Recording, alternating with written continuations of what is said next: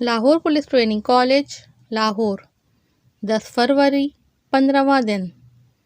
میرا 14 روزہ جسمانی ریمانڈ ختم ہونے کے نزدیک تھا اور میں یہ توقع کر رہا تھا کہ اب پولیس مجھ سے اور جارحانہ رویہ اختیار کرے گی۔ انہوں نے مجھے کبھی نہیں مارا، لیکن اپنے مطالبات اور تحقیقات کے لیے اپنے حربے ضرور استعمال کرے گی۔ کون سا کام کرتے ہو؟ کہاں کام کرتے ہو؟ حادثے کے بعد میری مدد کے لیے آنے والے کون تھے؟ وہ یہ ضرور پوچھیں گے، لیکن میرے پاس بتانے کے لیے کچھ نہیں تھا۔ نہیں، میں معذرت خواہ ہوں، میں آپ کے کسی سوال کا جواب نہیں دے سکتا۔ وہ بار بار مجھ سے وہی کہانی سنانے کی فرمائش کرتے رہے۔ جس دن میرا ریمانڈ ختم ہونا تھا، اس سے ایک روز پہلے رات کے وقت 2 گارڈ میرے کمرے میں داخل ہوئے اور مجھے بیڈ سے اٹھا کر کہا، انٹرویو۔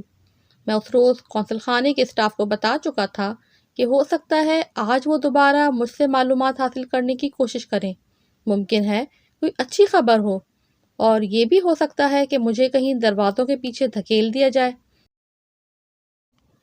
گارڈز مجھے اٹھا کر نیچے لے گیا، لیکن معمول کی طرح سیڑھیوں سے نیچے لے جانے کے بجائے مجھے ایک ہال میں لے جایا گیا۔ میں نے یہ جگہ پہلے نہیں دیکھی تھی۔ میرے پیٹ نے اعصابی کمزوری کا جھٹکا کھایا۔ میں جانتا تھا کہ عدالت میں جج نے حادثے متعلق کیا پوچھنا ہے، اور اب تحقیقات کرنے والوں نے اعصابی طور پر مجھے توڑنے کی کیسے کوشش کرنی ہے۔ میں اس کے لیے اپنے آپ کو تیار کر چکا تھا۔ گارڈ سے مجھے اندر دھکیلا۔ میں کمرے میں داخل ہوا تو درمیان میں ایک کرسی پڑی تھی۔ دائیں طرف کرسی پر سپرنٹینڈنٹ فاروق اور اس کے ساتھ ڈی ایس پی قاسمی بیٹھا تھا، جو پہلے دن سے میرے کیس کو دیکھ رہا تھا۔ ان کے پیچھے 3 اور افراد بھی کھڑے تھے۔ ان سب کو ایک آدمی ہیڈ کر رہا تھا۔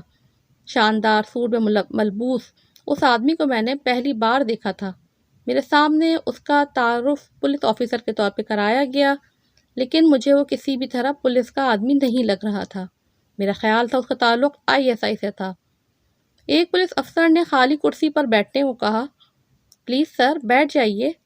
میرے بیٹھتے ہی اس نے پھر حادثے کے متعلق سوال پوچھنے شروع کر دیے، لیکن میں نے اس کے سوال درمیان میں ہی کاٹ دیا اور بولا، دیکھیں، میں کسی اور سوال کا جواب دینے کے لیے تیار نہیں ہوں۔ آپ کے پاس میرا اسٹیٹمنٹ ہے۔ آپ کیوں ہمارے سوالوں کے جواب نہیں دیں گے؟ کیونکہ آپ سب کچھ جانتے ہیں، اور جو کچھ میرے اسٹیٹمنٹ میں لکھا ہے اور میں نے آپ کو دیا ہے وہ سب آپ کے پاس ہے، اس لیے مزید کسی سوال پوچھنے کی ضرورت نہیں ہے۔ یہ صرف وقت کا ضیاع ہے۔ میرے پاس سفارتی پاسپورٹ ہے۔ امریکی سفیر کہہ چکے ہیں کہ مجھے سفارتی استثنا حاصل ہے۔ میں آپ کسی سوال کا جواب نہیں دے سکتا۔ لیکن سر، ہمیں آپ کی جواب کی ضرورت ہے، یہ ضروری ہے۔ میں کرسی سے کھڑا ہو گیا۔ آپ جانتے ہیں کیا؟ میں اپنے کمرے میں جا رہا ہوں۔ مین دروازے تک آیا اور انتظار کرنے لگا کہ گارڈ دروازہ کھول دے۔ آفیسر فاروق کھڑا ہو گیا اور لگ رہا تھا کہ وہ دروازہ کھول دے گا۔ اچانک کمرے میں انٹروگیشن کنڈکٹ کرنے والے آفیسر کی آواز گونجی، آپ کو یہاں سے جانے کی اجازت نہیں ہے، آپ کی جگہ یہاں ہے۔ ایک پولیس آفیسر نے سوالات کے سلسلے کو دوبارہ جوڑا۔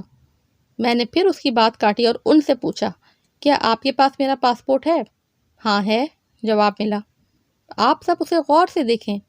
اس کے پہلے صفحے پر لکھا ہے کہ یہ ڈپلومیٹک پاسپورٹ ہے اور اس حیثیت سے مجھے سفارتی استثنا حاصل ہے، اس لیے میں ابھی اس وقت سفارتی مشن اسلام آباد جانا چاہتا ہوں، انڈرسٹینڈ؟